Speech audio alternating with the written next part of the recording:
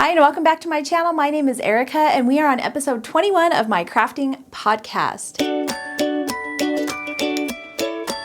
If you're new to my channel, thank you so much for joining. If you're a return viewer, thank you for coming back. I hope you enjoyed today's podcast. It's going to be filled with lots of fun, crafty goodness. Before we get started, I just wanted to share my new t-shirt. So this is a new addition to my merch shop.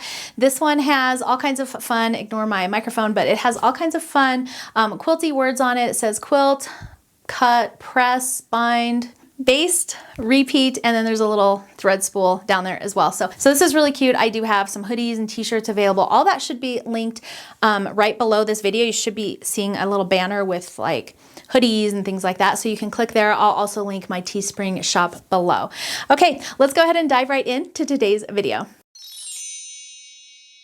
So my first project that I want to share are these little socks. I just finished these, and these are actually going to be a tutorial here on YouTube.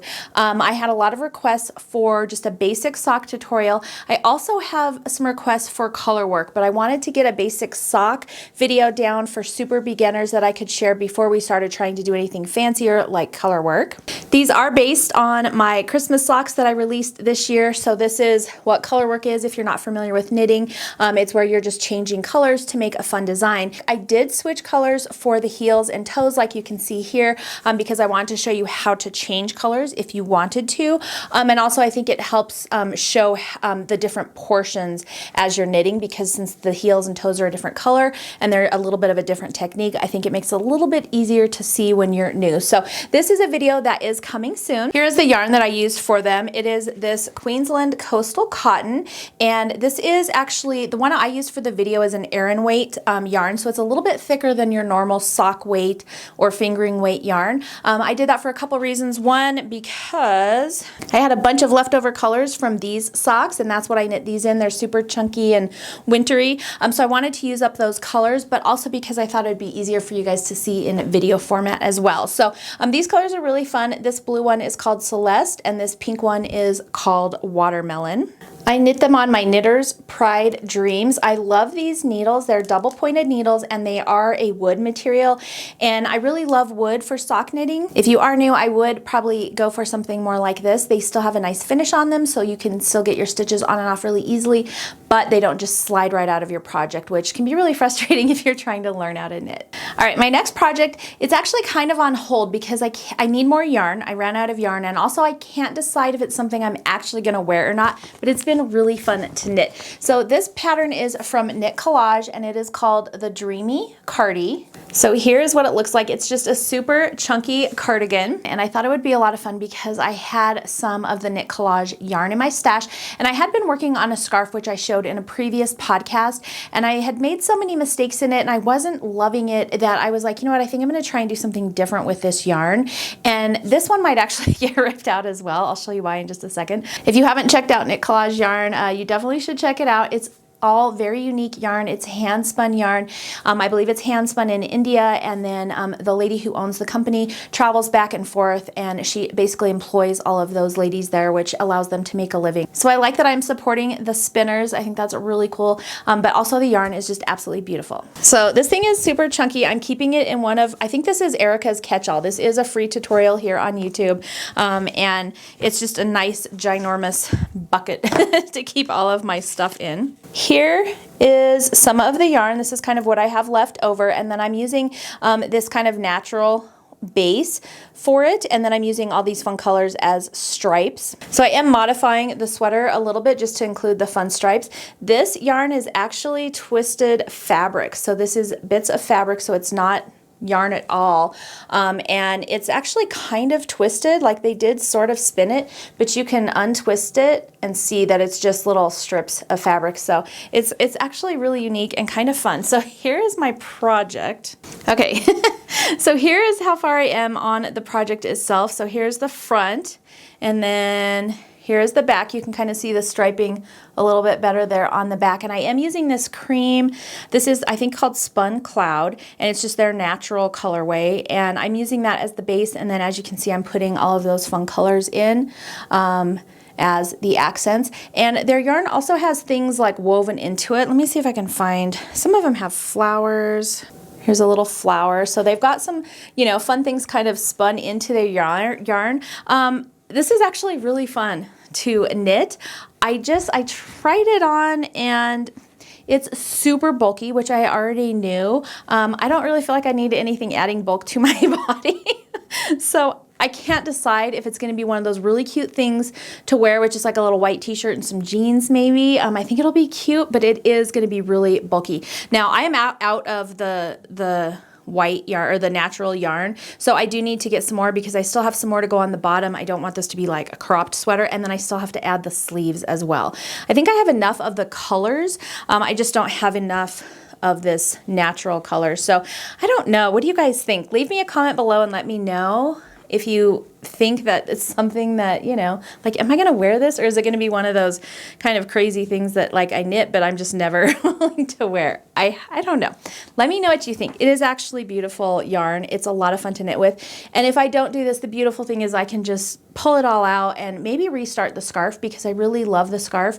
I think it was a chevron scarf from their website. I just was really new when I first started this.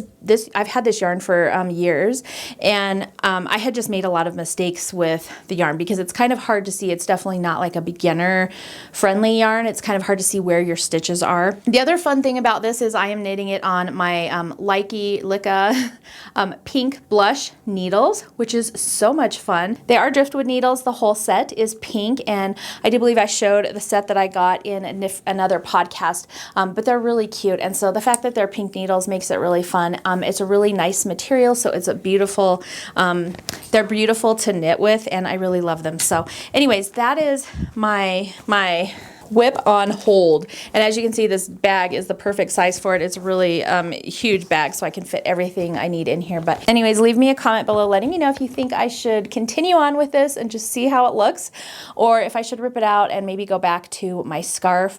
Like, would I wear a scarf more because it's a little bit less, you know, in your face? I don't know. It's a fun project regardless. Okay, so let's move on to, I'm going to show you the May Stitchy and Quilty House of the Month because so much fun. But before I show you the May, let's look at last year's, which was the Truck of the Month. So here was the May Truck of the Month. These are perfect for beginners. The outside here, this smaller piece of board measures at 3.5 by 3.5. So they're a really nice small project if you want to get started cross stitching. They're all very beginner friendly and quite easy. And then I just have it magneted onto this little board that I got from Hobby Lobby. And I got this last spring, I think. I don't remember. Here's the number on the back, but I don't actually think that it's available anymore. So the wood piece itself is 6 by 6. So if you have something about that similar size, that would be perfect for these little cross stitches. And these are all in my shop under Truck. Just search for Truck of the Month and you'll find them. You can even search for cross stitch Truck of the Month, something like that. But anyways, that was the May one for last year. And then here was the coordinating quilt of the month for May. So the little quilty truck of the month for May. And it's got a cute watering can with a tulip in the back. And then here was the backing for that one. So these are really fun. For the most part, these are beginner friendly, I would say. I mean, there are some small pieces, so that makes me more like beginner intermediate, especially on that one. The watering can is kind of fiddly. But I mean, if you're dedicated, there's nothing hard. It's all straightforward piecing. It's just smaller pieces. So, you know, if you're interested in them, give it a try. I think that sometimes if you are working on a project that you are passionate about, you have more desire to finish it, and so versus something that's just easy and you don't care about it. So that's my theory on the whole thing. If you like something, go for it. All right, so here is the May Stitchy House of the Month, and you guys have probably already seen this, but I did want to show it here because it is so cute. This might be one of my favorite houses so far. It's got those cute little tulips on the roof all along the house, and then there's a cute purple quilt hanging on the side of that barn there. And then for this one, all of my pieces, I'm using Wichelt Beautiful Beige for the cross stitch itself. It's all DMC Floss. It's all in the pattern. And then the backing fabric for this is a Poppie cotton print that I've had in my stash for a while. I think it was called Wandering. So I'm not sure if you can get it again or not, because I have kind of been hoarding this for a little bit. I have some that I'm going to do a bag out of, so I've been hanging on to it. But I thought it matched. And then for the piece here, for the finishing piece, I just glued magnets to it. and I just reuse this finishing piece for every month, and then I glue some washers on the back of my cross stitch piece, and then I can just swap this out and I don't have to keep buying new finishing pieces. So I like to do that, but of course you can finish them however you want. I always show the back side so you can see this number down here is the part number or item number for Hobby Lobby, and of course you can usually get them on sale. This main section right here is 5x7, so if you can find something similar to that, that would be perfect for these House of the Month blocks. And again, you can find all this on my website. Everything that I'm talking about today will be linked below the video, and if all of my patterns are available at store.confessionsofahomeschooler.com, and then you can just search like May House of the Month, and this and probably the quilty one will pull up for you. All right, so here is the quilty house. I think this one turned out so lovely. The white is my 9997 Bella. The backing is a Ruby Star Society print. It was actually, I think, one of their muslins, and so it's really thin, so I don't know that I would use that for a full quilt. That green binding there is from Cotton and Steel. I think it was called Garden and Globe. And then the house itself, all of the purples, the dark purples are from Atilda Hometown Collection. The light purple or lavender is from Poppie Cotton. And then I used that Tilda collection for the letters on the bottom as well. And then I wanted to show the label on this one because I had gotten these from Etsy, and I actually got them to put on like knit hats or bags and things. But I thought it was so cute, I went ahead and just added it to my quilt. So it's actually a little leather, faux leather tab. So this is one of the first mini projects that I've ever put on my long arm and quilted. And it was actually easier than I thought it was going to be. I thought, you know, it's going to be weird to try and put a small project on there, but it actually worked out really well. And so I did these, I think they're called clamshells. I learned these in a quilting class that I took through my Quilt Guild, and they're certainly not perfect, but they are a lot of fun. And really, it's very easy. You just start out with a loop, like a teardrop shape, and then you echo it a couple times, and until you get to a good spot, and then you do like another one, and you just keep echoing and then just building on those echoes. So you're kind of just building the whole pattern out as you go. So this is not something, I mean, I freehanded this. This is not something that I have like I don't have a laser on my long arm or anything, so I have to freehand all my designs, which I think is good. It's teaching me a lot. My designs are certainly not perfect. You know, there's some mess up spots, places I got myself stuck, and things like that, but it's all a learning experience. And also when you're looking at this just as a whole, I don't think anybody's going to be like, oh, you messed up that one little clamshell. And if they do, they're looking too closely at your work. So anyways, this is the May house, though. I thought it was really cute. It's got a little heart there up on top, and then a window plus an adorable little patchwork tulip on there. So very, very cute. I'm loving the May houses, and now I just need for it to change months so that I can put those up. Hopefully it'll be a little bit warmer out as well. It's actually really snowy today, which is why my lighting is a little wonky, so I apologize. Anyways, those are the Stitchy and Quilty House of the Months for May. Let's go ahead and move on to some of the other quilting projects I've been working on. So here is one of my craft to-go bags, and this one is housing my English paper piecing. And so this is a project that I've been having on the go that I've been having in kind of timeout. Here's what the inside of the bag looks like. This is probably one of my favorite project bags of all time. It's perfect for cross stitch or any you know, smaller hand stitching projects like English paper piecing. The threads section is perfect. I left mine one big pocket so that I could put all of my spools of thread in here, but you could also stitch along these to make individual compartments for cross stitch floss or anything like that. It's got a needle, a little piece of batting, and a protective cover, vinyl cover for the needles. It's got a thing for your scissors. I also have a magnetic piece to keep my sew tights on that hold my pieces together, and then this other side is just one big bag that I have all of my project pieces in. And so I just wanted to show that again. And also the other thing that I recently did was I finally prepared. I had pre-cut this fabric kind of a while ago and then walked away from it because I've just had so many other things going on.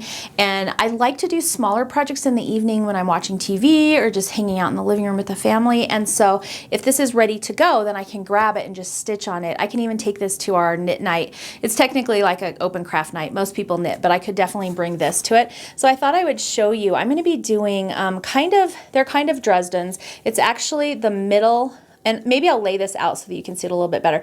But it's the middle of the Tula Nova quilt that I was working on a while ago. It got to a certain point where it started just getting really big and unruly, and I wasn't a fan of doing it anymore. So I think I'm just going to put that onto a, you know, a background piece and then just make it into a wall hanging instead of making the entire quilt, because it was just getting sort of a lot. So here's going to be the center of my Dresdens, and then here's all the little side pieces, and this is her, what's it called, Tiny Beasts print.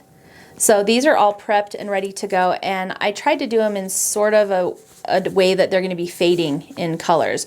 And like I said, I'll lay this all out so you can see it. Here's some of the other little side pieces that are going to go on it as well. And then now I can just go ahead and grab this and stitch on it whenever I have the time. And so what I'm doing, it might be easier to show you on this. Here is the Tula Nova pattern, and I got to about here.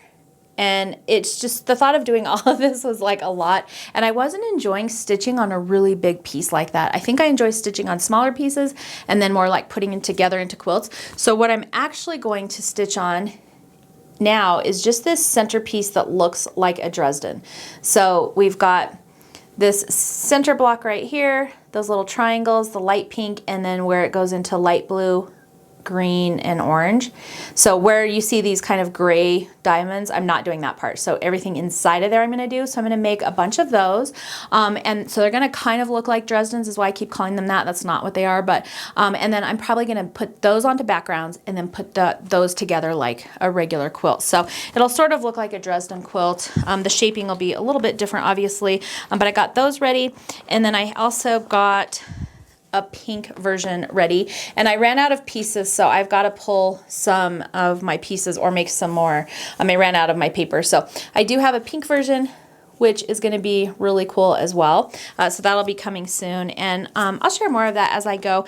And so I just have it all in this little pack. I can just grab it. I can take it with me if I'm on the go, hence the name Craft to Go. And also I can just take it to the living room or to the bedroom if I'm watching movies or something like that. So this will be an ongoing kind of slower project. I like to have something a little bit slower that I'm not trying to rush through. And one of the things that I am not loving about the new social media environment is all of those super fast reels where people are showing you one thing, you know, step, step, step, done, quilt. And really I feel like that's, you know, just misrepresenting the craft itself, because knitting, crochet, quilting, stitching, all of these things take time. And so you're getting real life over here. I'm just sharing these projects as I'm working on them, as I'm finishing them. It's not going to be some like, hey, it took me 3 minutes to make this beautiful paper pieced quilt, you know.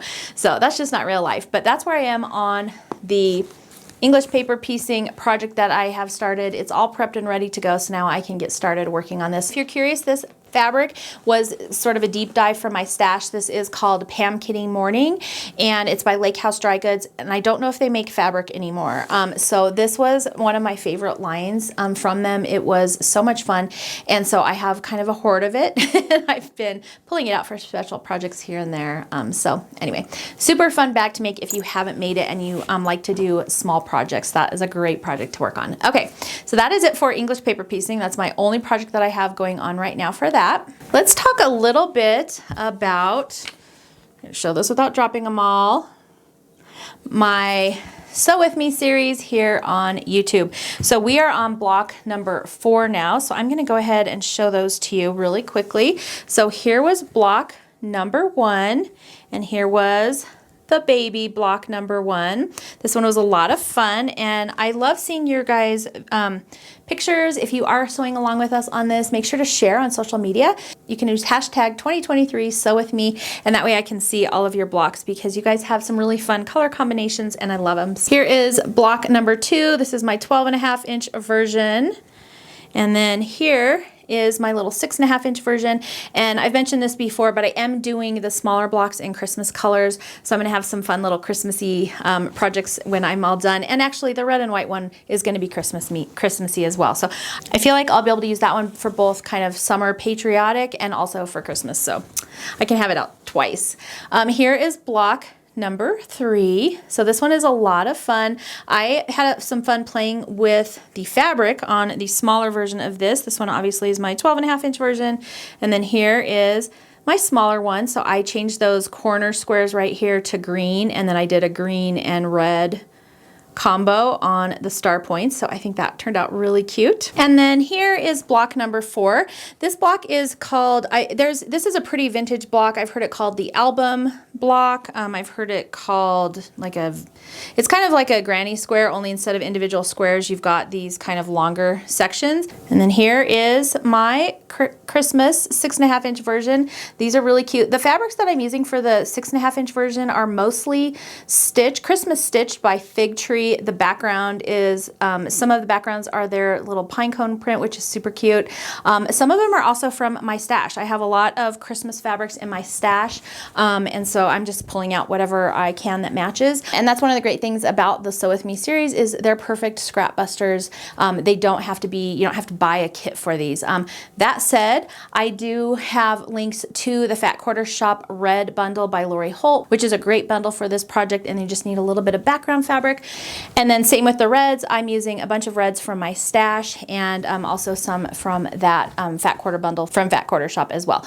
All the information on the fabrics that I'm using are in block number 1, so if you missed any of that, I will make sure to link that below. So those are all the blocks that are currently released. The blocks do release the second Thursday of every month here on YouTube. You can also visit my website at confessionsofahomeschooler.com and just search for Sew With Me, or if you scroll down, I've actually put a little link with all the Sew With Me blocks there. So just scroll down a little bit and you'll see them all there, and then you can download the PDFs. I will be bundling them all together at the end of this sew along in a full pattern finishing pattern plus some bonus projects for the little blocks.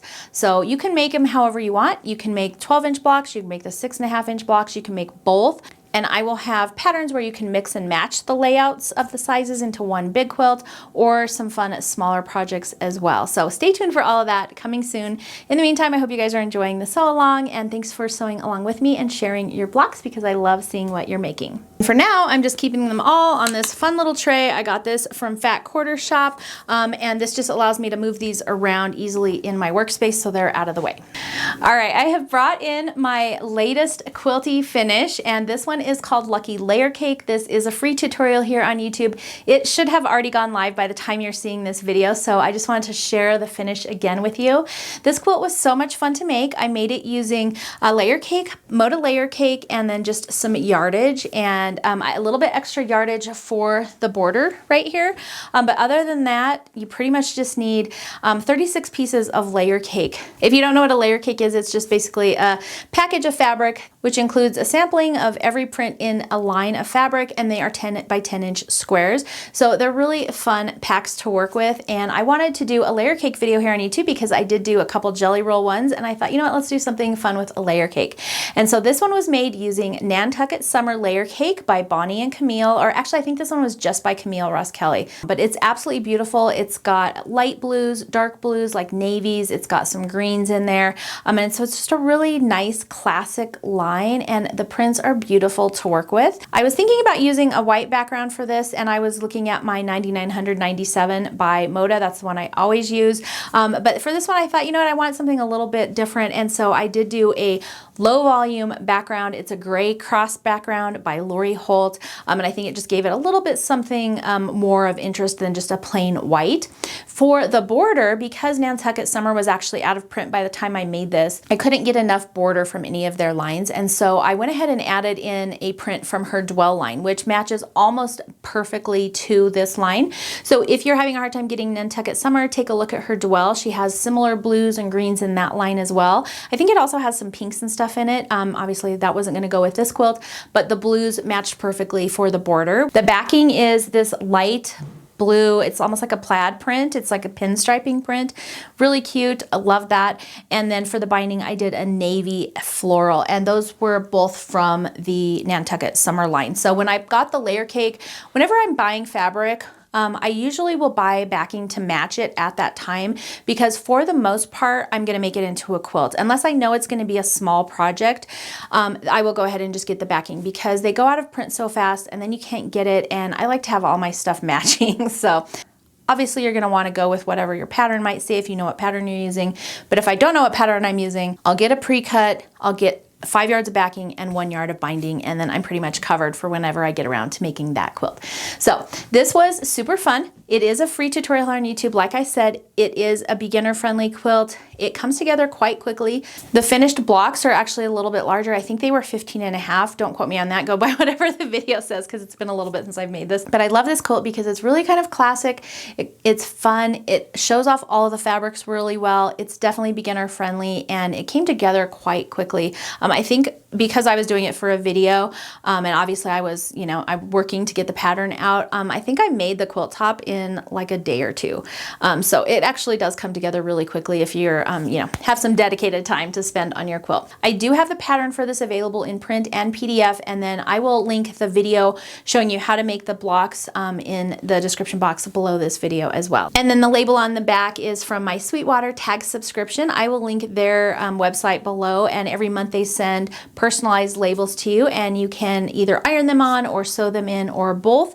And I do have a video showing how to label the backs of your quilt, so I will link that below as well. Okay, and then on to my current project. I have seen, I'm sure you guys have all seen this, the Scrappy Celebration Quilts Along. This is being hosted by Lisa Alexander. She is a designer for Moda, and she, I think, in my opinion, is one of the queens of scrappy quilts. This is the quilt, so this is the cover.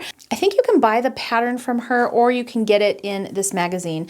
You might have to buy the magazine right now. I'm not 100% sure. So if you're interested in joining in, check her Instagram. I will put it on the screen right here for you and link her below, but it's just at Moda Lisa, and so she has all the details on her Instagram there, and I think there's also information on the American Patchwork and Quilting Instagram as well. And here I just want to show you kind of a more close-up of the quilt. So it's called Scrappy Celebration, and her vision is to, of course, use up all of your scraps. And she did another one that I regretted not participating in before, and I might still go back and do it. I think they have a picture of it in here, but it was just so many little pieces at the time I was like intimidated. It's called Tone It Down. And this is a smaller picture, so you're probably gonna have a hard time seeing it. If I can find a better picture online, I'll insert it here as well. But it's this one right here, and you can see all those tiny little blocks. Here is the quilt itself, the Scrappy Celebrations quilt, and it might look complicated or difficult or like too many pieces, but now that I've been putting together a few of the blocks, it's actually really fun and it's coming together very quickly. I do have some tips to share with you for this pattern. She has them written so that you're assuming you're using scraps, which is what it's for. I actually went ahead and purchased a kit for it. There's a few different vendors out there that have kits. I purchased mine from Catching Stitches. She has a beautiful fat quarter bundle that she kitted just for this. Carrie Ann at Catching Stitches has the most beautiful, like she has the best eye for fabric and putting different fabrics together. And so when I saw her bundle, that's actually what convinced me to do it. I have been seeing people's blocks pop up and it was like, oh, should I do it? Should I do it? And then I saw Carrie's bundle and I was like, okay, I'm in. So I went ahead and bought the bundle, and I will be showing that here on the screen for you. And it just so happened to coincide with her, she does 5 yard backing sales on her website as well. And so I got this print. This is from Fig Tree, and this is one of their new fruit salad prints. And I went ahead and got this for my backing, and then the binding that comes with the kit is this orange. And so I think I'm gonna use this. I haven't decided. If I don't, I might use one of these reds, or maybe even a green. I don't know. We'll have to see what I have in my stash, but this is what the kit came with for the binding. So I'm hanging on to that. I'm not cutting into it just in case that's the one I decide that I want to use. And this one is a Sweetwater print actually called Late October. So Sweetwater always does beautiful fabric. And so I just thought those matched really good. So I'm going to hang on to these. This will be my backing and binding most likely. So I'm going to show you all of my blocks because I am done. So this is block number A.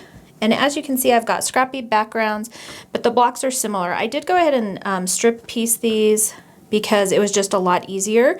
The instructions have you cut out each piece individually, but I went ahead and strip pieced them just because I had bought the kit and I wanted to make my life a little bit easier. So this was block A, and then here is block B. These are all going to be semi-similar, like I said, because I strip pieced them, but they are a little bit different. And I used all of the fabrics that came in my kit, but I also used a few from my stash as well. And mostly I pulled background fabrics from my stash. So that is block B. And I did that just so that I had a little bit of extra options. So here's block C. These are really cute. I kind of want to do a whole quilt of just these little plus blocks. I haven't ever done that, and it's kind of been on my bucket list. So these are block D. And you'll notice these backgrounds are all super scrappy. I did strip piece these, but again, I was just grabbing from my stash for the backgrounds. And so there's all kinds of different stuff in here. I'm not even sure what they all are, so don't ask. But the majority of the prints are from my kit. So this is block E. And again, I did scrappy backgrounds for everything. These are all kind of similar because, again, I did strip piece. I'm going to say that on every single block. I'll stop now. I strip pieced every block. I did not follow the instructions on what the pattern said. Instead, I went ahead and strip pieced, and I'll show you how to do that here in just a minute because it really was kind of a time saver for this quilt. This is block F, and these ones are actually all identical because I think at this point I was starting to get tired. You'll notice that each of the blocks are some sort of a combination of either 4 patches or 9 patches. This is block G. 4 patches or 9 patches for pretty much every single one of these blocks, and so it starts getting kind of repetitive. This square right here is supposed to be all 9 patch units, and I was like, you know what? I'm over it. And so I actually just cut larger squares and then added my pink and orange 9 patch units to it. I do like this, but then I saw somebody else post the actual block, and it was also really cute. So I'm considering going back and just making these into 9 patch units. And these were scrappy, low volume 9 patch units. And so they were really cute. So I don't know, I think I was just getting tired. Okay, so here is block H, and I'm not sure why, but my brain was having a hard time putting this one together. It turned out really cute, but I kept getting my my little 4 patches turned the wrong way, and so that's okay. It was easily fixable, but kind of annoying. Okay, so here is H. Here is I, and these were very easy, and you only needed 3 of them, which was kind of nice. I did still strip piece these as well, but as you can see, I have all different scrappy backgrounds on these. This is block J, and for these I did 2 that were this kind of aqua color, and then 4 that were the blue. I think the pattern called for blue, but I saw that some of them touched other blue blocks, and so I just changed it up. So I've got 2 of these and 4 of these, and they all have the same center, and they all have this kind of grid background. This one I pulled out of my stash. These are my K blocks, and lots of scrappy backgrounds on this one as well. Cute. And then these are my L and M blocks. Now for the pattern, it actually called for 2 of these. These are your L blocks, and then your M block is supposed to be different. These are all supposed to be white, and just these 2 are supposed to be pink. And when I was looking at the placement on the pattern, I decided that I just wanted to make them all the same. So I went ahead and just did 4 with these. And this is the only block I'm a little unsure of. I used a different background, and it's a little bit not as white as the others. And when I'm sewing scrappy, I do tend to try and keep them at least similar. And then also this kind of apricot color is not used anywhere else in any of these other blocks, and I had found it at the end of my sewing and realized I hadn't used it yet. And it did look nice in the kit. So I'm just going to leave it and hope that it looks nice in the finished quilt. But we'll see. We'll find out as we put it all together. And hopefully next time I podcast, I will have a finished quilt top to share with you. And hopefully it'll look just really cute. So I'm going to try and get these on the screen. I don't think I can fit them all, but here are all of my finished blocks. And now I'll go ahead and talk to you about strip piecing, because as you can see, this is a lot of little pieces.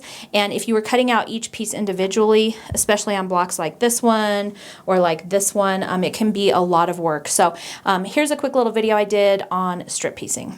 So to strip piece, you do have to do a little bit of math. So for example, if you have a 4-patch unit that you are putting together that is made up of all 2.5-inch squares, instead of cutting 4 2.5-inch squares, you can cut 2 strips that are 2.5 inches by, I give myself a little bit of extra length. So I know that I need 2 cuts from that strip. And so in 2.5 plus 2.5 is 5. So I'd probably go with like a 5.5, maybe even a 6-inch strip.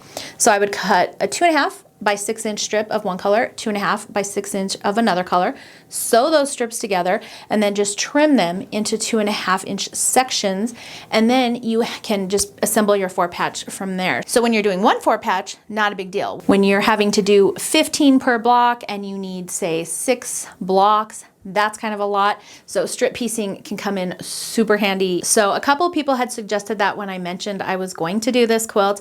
I'm glad they did. I was already thinking about that just because I could see all those little pieces. You do have to do a little bit of extra math, but it's not a huge deal and it saves a lot of time. I also want to mention that I understand why she wrote the pattern the way she did, because it is meant to be used as a scrappy pattern.